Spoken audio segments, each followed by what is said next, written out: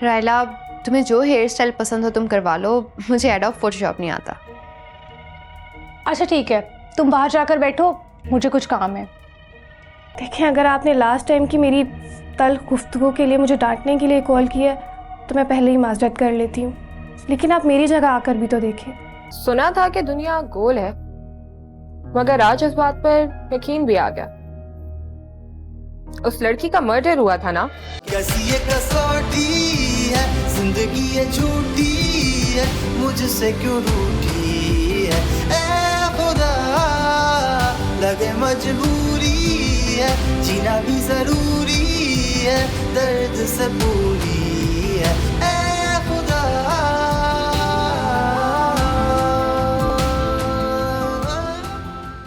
साफ साफ दिखाई दिया है कि सेवी के साथ आपकी शादी नहीं हो सकेगी, लेकिन हाँ, मैं सेवी को आपकी जिंदगी में ला सकता हूं। अभी आप इस बात को अच्छी तरह जानती है कि मेरा लाइफस्टाइल क्या है और मैं गजल के साथ ही कंफर्टेबल हो सकता हूं, तो फिर आपको क्या तकलीफ है? ये तुम किस लहजे में बात कर रहे हो मुझसे? अच्छा, आप एक काम करें, आप पैसे ले लें और मुझे बताएं कितने पैसे चाहिए आपको। 1,30,456 रुपए, ना 1 रुपया ज्यादा ना 1 रुपया कम। तस्वीर ओरिजिनल है मगर आपकी नहीं है। अगर मेरी नहीं है तो फिर किसकी है? सबूही की। सबूही की? जी, सबूही मेरी पहली मोहब्बत थी। लेकिन मामा, मेरी खुशी के बारे में भी कुछ सोचे ना। मेरी जान, दोनों बातों में बहुत फर्क है। तुम मुझे ये बताओ, इतनी चिड़चिड़ी क्यों हो रही हो? मामा, यू नो व्हाट, अभी रायला की कॉल आई थी और वो मुझे पता है धमकी दे रही थी और कह रही थी कि मैं उसके घर और उसके रिश्तों में ना घुसूं। क्या उसने तुमसे बोला ये? नॉट डायरेक्टली, बट वो शकीला को डांट रही थी। और देखे ना मामा, अब शकीला अपनी तरकीबों की वजह से वहां पे बैठ गई है। बेटा, शकीला की तो तुम मुझसे बात ही मत करो। जानती हो ना वो इस मकाम पे पहुंची कैसे है? जैसे तैसे भी पहुंची, पहुंच तो गई ना। रायला तो उसे घमंड में ही डांट डपट कर रही है अपना शौक पूरा करने के लिए। मेरे अंदर भड़ास भरी हुई है और शकीला को तो उसकी औकात याद दिलाना मेरा हक है। ऐसा हो नहीं सकता कि वो वहां जाए और हमसे रिश्तेदारी ना बताए। यार, उसने पहले ही ढिंडोरा पीटा हुआ है। बेटा, मैंने तो एक बात सोची है। फौजिया को इस रिश्ते के फेवर में करने के लिए शकीला को लालच दिया जाए, और लालच भी उसकी औकात और उसकी हैसियत से बढ़कर। मेरा ख्याल है तभी जाकर शकीला का इस रिश्ते के लिए इंटरेस्ट डेवलप होगा। बस आप यही सोचती रह जाएं। शकीला को देखें, उसने अपना मकसद पाने के लिए अपने आप को कितना छोटा कर लिया है। मामा, मैं आपको बता रही हूँ, ये वहां पे नौकरानी बन के गई है और वहां रानी बन जाएगी। हाँ शकीला, मैं सोच रही हूँ मैं नया हेयर कट करवा लूँ, अच्छी लगूंगी ना? देखो, तुम तो वैसे भी बहुत अच्छी लगती हो। मेरा मतलब है और ज़्यादा अच्छी लगूंगी। तो करवा लो, अच्छा लगेगा। तुम्हें एडोब फोटोशॉप आता है ना? नहीं, मुझे नहीं आता। तुम झूठ बोल रही हो। मैं सोच रही थी उस पे मेरे फेस पर डिफरेंट हेयर कट लगा कर देखो कौन सा सूट करता है। रायला, तुम्हें जो हेयर स्टाइल पसंद हो तुम करवा लो, मुझे एडोब फोटोशॉप नहीं आता। अच्छा ठीक है, तुम बाहर जाकर बैठो, मुझे कुछ काम है। देखो रायला, मैंने यहाँ पर तुम्हारे साथ तुम्हारी पीए का एग्रीमेंट किया था, किसी पियन का नहीं। अगर तुम्हें इतनी इनसिक्योरिटी है ना मुझसे, तो तुम इस कमरे को ऑफिस बना दो और मुझे किसी भी एक साइड पे बिठा दो। तुम अकेली के लिए पूरे कमरे को ऑफिस बना दो? हाँ तो बना दो ना। अब तुम इस तरह से रेडी होने के लिए जाती हो या कपड़े चेंज करने के लिए जाती हो, मुझे बाहर निकाल देती हो, मैं पूरे घर में ऐसे ही घूमती रहती हूँ। देखो शकीला, तुम वही करोगी जो मैं कहूँगी। मैंने जॉब की है तुम्हारे पास, कोई गुलामी नहीं। जैन का फोन। अच्छा चलो ठीक है, तुम जो कर रही हो करो, मैं उतनी देर जैन से बात कर लूँ। तुम जैन से फ्री होने की कोशिश कर रही हो? रायला, मैं जैन को गजल के स्कैंडल्स के बारे में बता रही हूँ।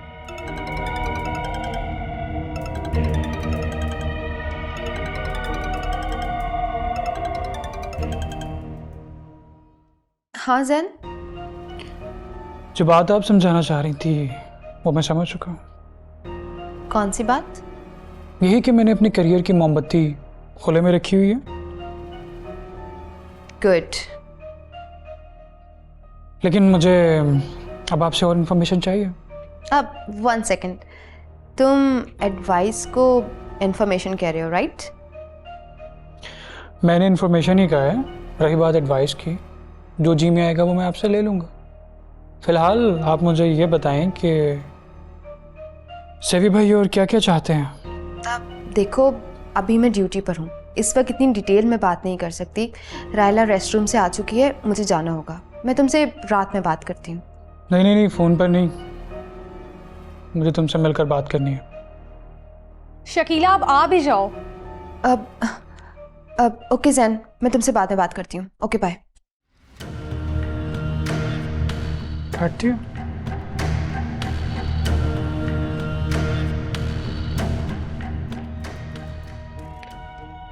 जब मैं तुम्हें बुला रही हूँ फिर भी तुम फोन पे लगी हुई हो। रायला, मैं जैन को गजल के स्कैंडल्स के बारे में बता रही थी। एक तो मैं तुम्हारी मदद कर रही हूँ और ऊपर से तुम मेरे साथ ही इस तरह की बातें कर रही हो। देखो शकीला, मैं चाहती हूँ कि जैन की गजल से शादी मत हो, लेकिन उसके लिए मुझे तुम्हारी हेल्प की कोई ज़रूरत नहीं है। इस घर के बड़े ही काफ़ी हैं। तुम जाओ, अपनी ड्यूटी पे फोकस करो। तुम जैसा कह रही हो मैं वैसा ही तो कर रही हूँ। तुम जाओ, जाकर मेरे लेदर बूट्स निकाल कर पॉलिश कर दो। आज शाम को हॉर्स राइडिंग पर जाना है। ठीक है। भाभी वो बैठता हूँ।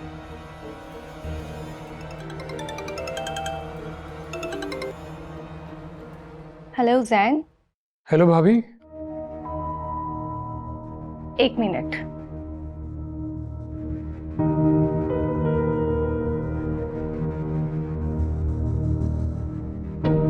भाभी वो शकीला आपके पास है? अगर आपके पास है तो प्लीज़ उसे मेरे रूम में भेजें, मुझे कुछ इम्पोर्टेंट बात करनी है। जैन, तुम शकीला को रूम में क्यों बुला रहे थे? तुम जानते नहीं हो कि कितनी चालाक लड़की है। गजल की इंफॉर्मेशन के लिए ना। तुम्हें पता भी है वो कहती कुछ है और करती कुछ है। भाभी आपसे किसने कहा कि मैं उसे गजल की इन्फॉर्मेशन के लिए बुला रहा हूँ? तो फिर तुम किस लिए बुला रहे हो? भाभी आप शायद इस बात से नावाकिफ़ हैं कि सेवी भाई से जब शादी के लिए पूछा गया था तो उन्होंने आपकी बजाय शकीला का इंतखाब किया था। क्या? मेरी समझ में आ गया है कि उन्होंने ऐसा क्यों किया था, क्योंकि वो आपसे कहीं ज़्यादा एक सियासतदान की बीवी बनने के लायक है। जैन, तुम मेरी इंसल्ट कर रहे हो। नहीं भाभी, मैं आपकी इंसल्ट कैसे कर सकता हूँ? सच तो कड़वा होता है ना। और अगर आपको मेरी बात बुरी लगी हो तो फ़ोन बंद कर दें। ये किस तरीके से बात कर रहे हो तुम मुझसे? ये मत भूलो कि मैं तुम्हारी भावज हूँ। तो भावज हैं तो फिर भावज बन के ही रहे ना। मेरी और गजल की शादी के बीच में रुकावटें ना डालें, ऐसे आप अपनी इज्जत खो देंगी। और प्लीज शकीला को भेजें।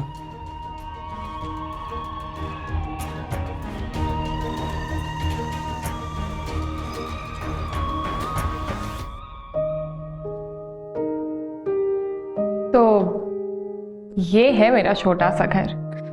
By the way, it's nice home. जब आपका पहला सॉन्ग हिट हुआ था ना, तब आप मुझे बहुत अच्छी लगी थी। यहाँ तक कि मैं न्यूज़पेपर से आपकी पिक्चर्स भी अपने पास रखता था। फिर मेरी नज़र सबूही पर पड़ी, मैंने उसका पीछा करना शुरू कर दिया और हम दोनों को एक दूसरे से मोहब्बत हो गई।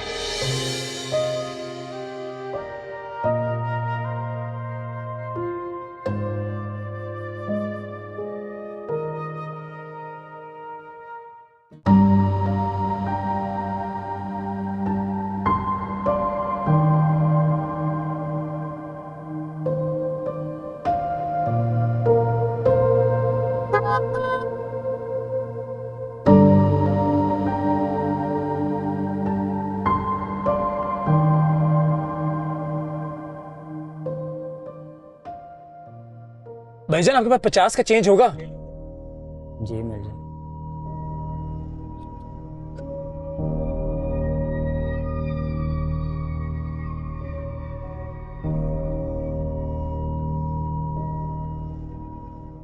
मुझे ना इस 20 रुपए की कुछ सिक्के चाहिए थे। बेशक एक 5 का हो जाए। सिक्के तो नहीं है भैया मेरे पास, क्योंकि आजकल जो भी दे रहा है 10 का नोट ही दे। चले ठीक है, ये आप रख लें। अल्लाह हाफिज़। मेहरबानी।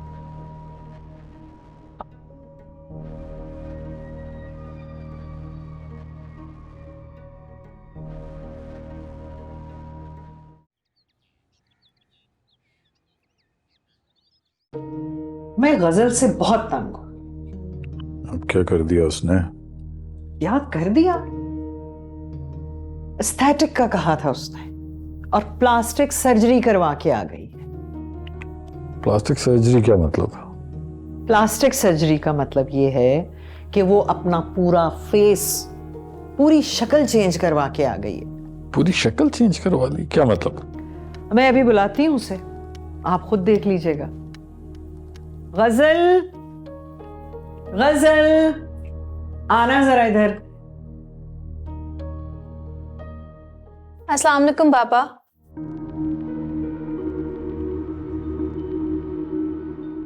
ये कौन है? क्या हो गया, मैं गजल हूँ। थोड़ी सी सर्जरीज कराई है मैंने। आप ऐसे क्यों देख रहे हैं मुझे? आप तो जिस फील्ड में, वहां तो हर दूसरी लड़की ने प्लास्टिक सर्जरी कराई होती है। तो तुम्हें क्या जरूरत थी प्लास्टिक सर्जरी की बेटा? पापा मैं मॉडलिंग की फील्ड में आना चाह रही हूँ, बताया था ना आपको। मॉडलिंग? तुम ये मॉडलिंग छोड़ो और जैन बहादुर पर तवज्जो दो, क्योंकि शादी होने वाली है तुम्हारी उसके साथ। यही तो मैं इसे समझा रही हूं कि तुम अपनी शादी पर तवज्जो दो। भाई इसके ससुराल वाले इसको कहां आगे मॉडलिंग में काम करने देंगे? अच्छा खैर छोड़ें, आप लोग नाश्ता करें। आप लोग जैसा कहेंगे वैसा ही होगा।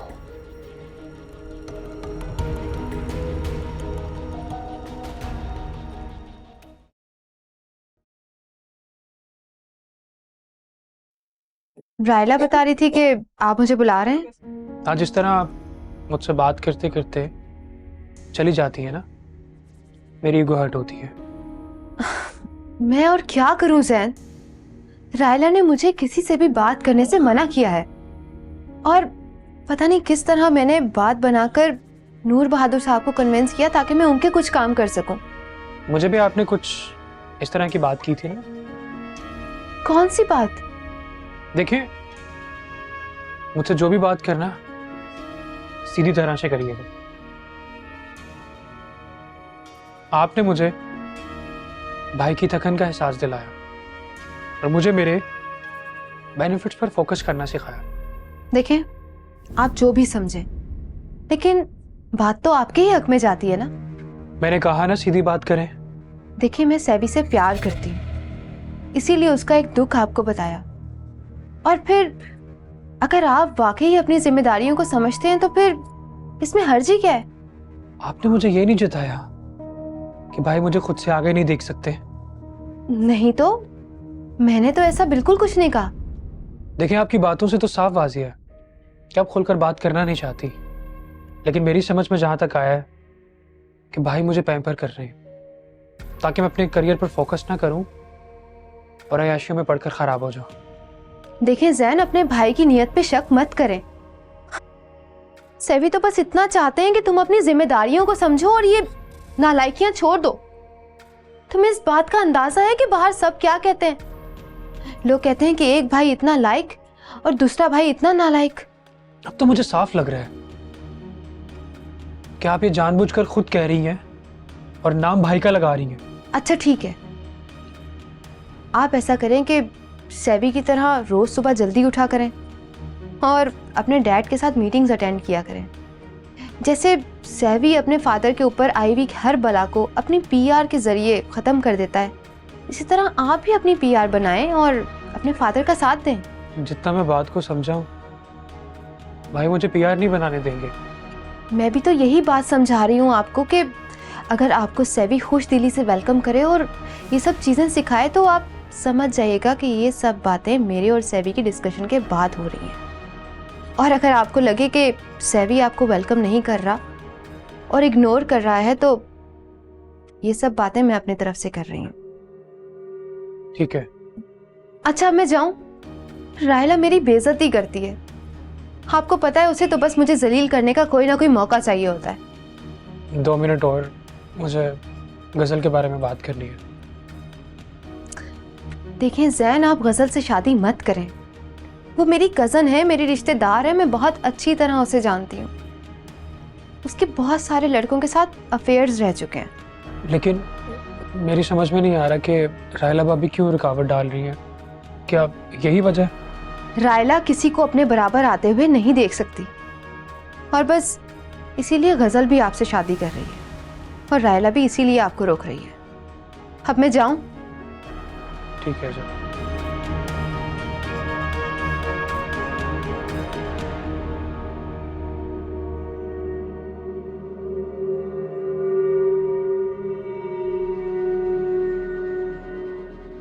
रायला, वो जो तुमने शूज पॉलिश करने के लिए दिए थे मुझे, वो तुमने देख के लिए थे? हाँ, क्यों? अब क्या हुआ? अब उसमें तो बहुत बड़े बड़े सुराख हैं। क्या? हाँ, मुझे लगा तुमने देख के लिए होंगे। तुम झूठ बोल रही हो। सुराख तुम ही ने किए होंगे। मैं झूठ क्यों बोलूंगी और मैं ऐसा क्यों करूंगी? Shut up! मैं खुद ही देख लेती हूँ।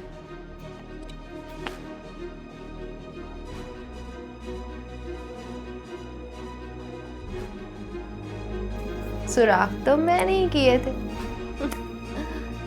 आप आगे आगे देखो तुम और क्या क्या करती हूँ तुम्हारे साथ।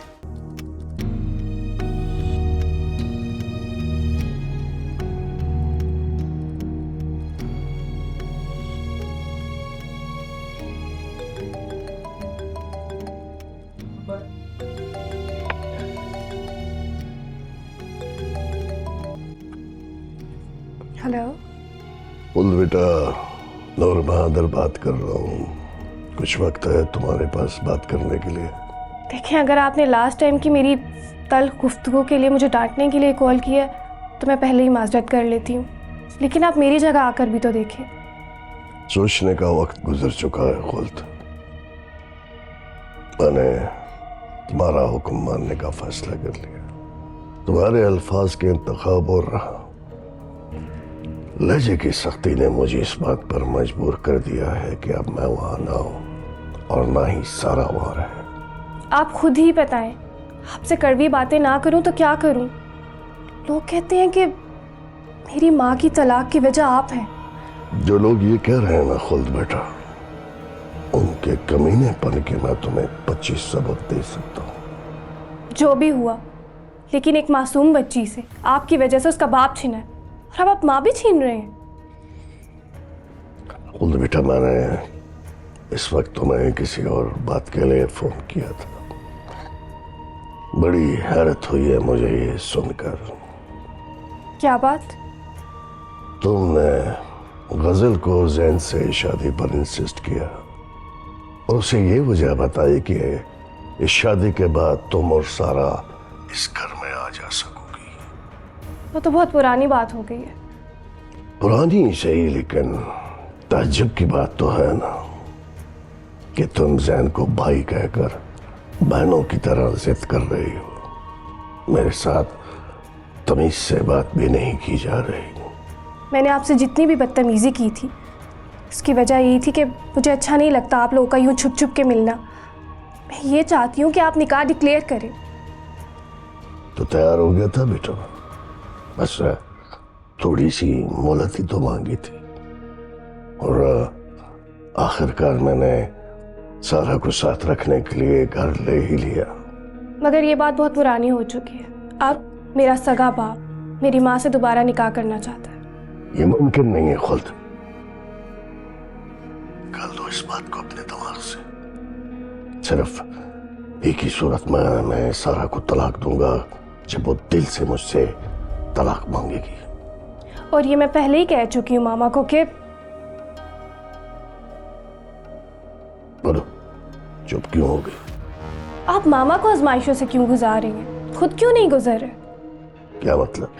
मतलब यही कि आप मेरी मामा को भी इज्जत दें, जिस घर में आप रहते हैं वहाँ लेकर जाएं। फौजिया साहिबा की तरह अपनी बीवी बनाए उनको। जहाँ मैं रह रहा हूँ सारा वहाँ रहे, या जहाँ सारा रहेगी मैं वहाँ जाऊँ। बात तो एक ही है ना खोलता। और क्या तुम्हें सारा ने बताया नहीं कि मैंने उसके लिए घर ले लिया है? देखिए फिलहाल तो मैं अभी शो से वापस आई हूँ, बहुत थकी हुई हूँ, आपसे बाद में बात करती हूँ। अरे तुम्हारा क्या जाना है? अगर 2-4 रोज के लिए फीफी को उससे निकाह करने दो तो खा थोड़ी जाएगी तुम्हारे मियाँ को। बहुत अच्छे बाल, तुम मेरे शोहर की बात कर रहे हो, कोई कपड़े परफ्यूम या पर्स की बात नहीं कर रहे। देखो तुम्हारी शादी भी तो उसी ने करवाई थी। अगर इस मुश्किल वक्त में तुम उसके काम आ जाओगी तो क्या हो जाएगा? अब वो मजलूम मेरे पास आई थी कि रजिया ने फ्रेंडशिप को एक तरफ रखकर ढेरों बातें कर डाली।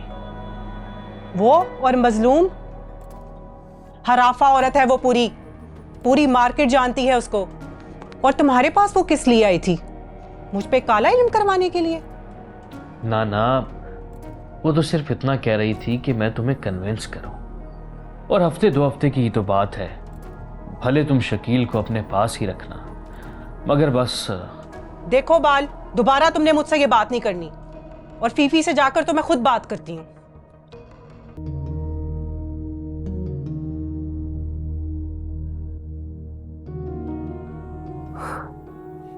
आपने वो कैसे कौवे की कहानी तो सुन रखी है?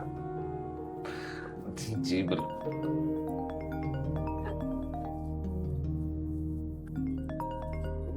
कौन, राइला है? नहीं, राइला नहीं है। ये उस लड़की का फोन आ रहा है जिसका ताल्लुक जैन के केस के साथ था। अगर आप माइंड ना करें तो मैं इसको फोन अटेंड करके कह देता हूँ कि मैं डैड के साथ मीटिंग में हूँ, बाद में फोन करता हूँ, if you don't mind. Sorry. Paras, मैं जरा डैड के साथ मीटिंग में बैठा हुआ हूँ, मैं यहाँ से फ्री होकर आपको कॉल करूँ? सुना था कि दुनिया गोल है, मगर आज इस बात पर यकीन भी आ गया। उस लड़की का मर्डर हुआ था ना? मैंने आपको पहले भी कहा है, हमारा इस मर्डर से कोई ताल्लुक नहीं है, और ऐसी बातें हमें फोन पर भी डिस्कस नहीं करनी चाहिए। ठीक है, तो मिल लो आज शाम कहीं पे। अच्छा ठीक है, काम करते हैं कि मैं आपके घर आ जाता हूँ, वहां पे बैठकर बात करेंगे इत्मीनान से। ओके, मैं वेट कर रही हूँ तुम्हारा।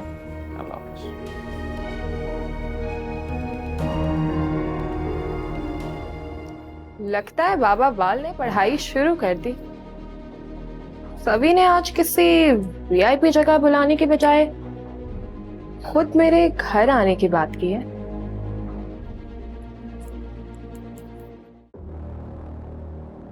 ब्लैकमेल कर रही हो? बस आप कुछ ऐसा ही समझ लें।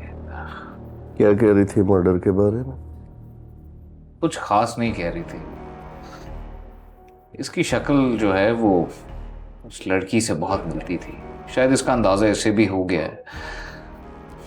इसकी शक्ल उससे इतनी ना मिलती होती तो ना जैन और उसके दोस्त धोखा खाते और ना हम इस मसले में फंसे होते। तो मैं जैन की इन हरकतों से, ये देखिए जिसका जिक्र कर रहा था उसकी कॉल भी आ गई। हाँ जैन, बड़ी लंबी उम्र है तुम्हारी, मैं अभी डैड से तुम्हारा ही जिक्र कर रहा था। भाई मैं आपसे कुछ इम्पोर्टेंट बात करना चाहता हूँ, या तो आप मेरे रूम में आ जाएं या आप जहाँ हैं मैं वहाँ आ जाता हूँ। हाँ अभी नहीं, अभी मैं जरा डैड के साथ मीटिंग में मसरूफ हूँ, यहाँ से फ्री होकर आता हूँ।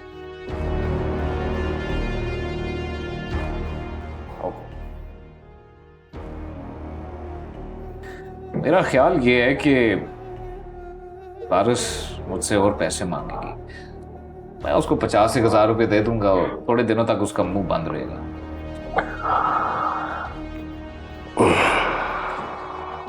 फिर बेटा ये पैसे दरख्तों पर नहीं उगते। मुझे मालूम है डैड बहुत अच्छी तरह से, मगर क्या करें, इज्जत बचाने के लिए ये सब कुछ तो करना पड़ता है। ठीक, अब अपने तौर पे देख लो उसे। हाँ वो एक निजी मामले पर बात करनी थी मैंने। और क्या है जैन? हाँ जैन बोलो बेटा। डैड अगर आप फ्री हैं तो मैंने आपसे कुछ इम्पोर्टेंट बात करनी है। आप सुन के खुश होंगे। मैं आ जाऊँ?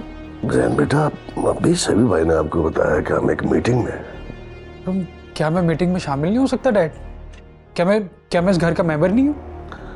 नहीं ऐसा नहीं है जैन बेटा, बट कुछ बातें कॉन्फिडेंशियल भी होती है। तो डैड ऐसी भी क्या कॉन्फिडेंशियल बातें हैं कि जो एक बेटे से की जा सकती है और दूसरा बेटा सुन भी नहीं सकता? अच्छा आ जाए, आप भी आ जाए। क्या कह रहा था? कुछ नहीं, आने का कह रहा था, मना किया तो कहने लगा कि ऐसी भी क्या कॉन्फिडेंशियल बातें हैं जो एक भाई से की जा सकती हैं और दूसरे से नहीं। बुला लिया मैं।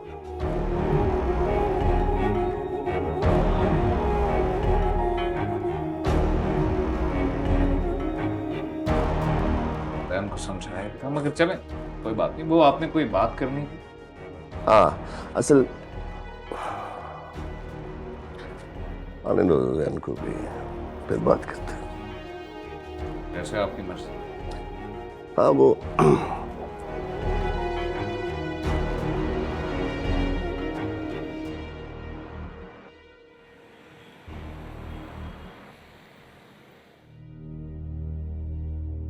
एक, दो, तीन, चार, पाँच, 6।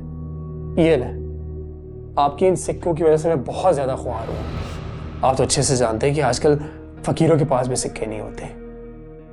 एक तो मेरा वक्त अलग से जाया हुआ है और आपको यहाँ देने आने के लिए पेट्रोल अलग से। जाहिर है मोबाइल सर्विस पे तो अब सिक्के आ नहीं सकते। तो तुम्हें पारस चाहिए, लेकिन अगर मैं ये कहूं कि पारस तुम्हें किसी बीमारी के इजाफे के साथ मिलेगी तो क्या तुम उसे कबूल करोगे? नहीं। और अगर मैं ये कहूं कि एक आंख या फिर एक हाथ की कमी के साथ पारस तुम्हें मिलेगी तो फिर? नहीं, मैं उसे बिल्कुल कबूल नहीं करूंगा। जाहिर सी बात है, अगर मोहब्बत में कमी पेशी हो तो अगर तुम्हें अपना काम एक्यूरेट चाहिए तो फिर तुम फीस में कैसे कमी पेशी कर सकते हो? यार आप बहस कर रहे हैं। देखिए, कर्टेसी नाम की भी कोई चीज होती है और मैं पैसे पूरे दे तो रहा था आपको। अगर आप 10 का नोट लेके 5-6 सिक्के दे दें तो क्या वजह था? दूंगा जवाब, मगर वक्त आने पर।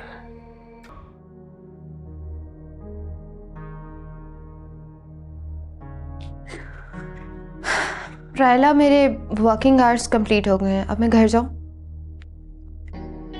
आज का नुकसान तो तुम कर ही चुकी हो। अब घर जाओ, सोचो जाकर कल क्या नुकसान पहुंचाऊं।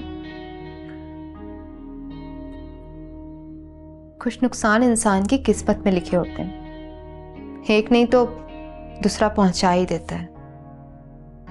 लेकिन अगर तुम किसी बेगुनाह पर इल्जाम लगाओगी और उसे इस तरह बेवजह सजा दोगी तो तुम्हें मजीद नुकसान भी पहुंच सकता है।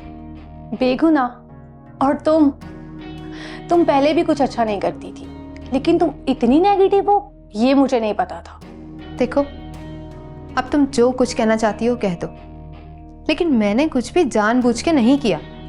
मैं भी अपनी बर्दाश्त आजमा रही। तुम्हें कंगनों की चोरी पर समझाया था कि मैं पुलिस को इन्वॉल्व नहीं कर रही, और अब की बार कुछ ऐसा हुआ तो मैं तुम्हें पुलिस से नहीं बचा सकूंगी। Okay, good bye, see you in the morning. Disgusting.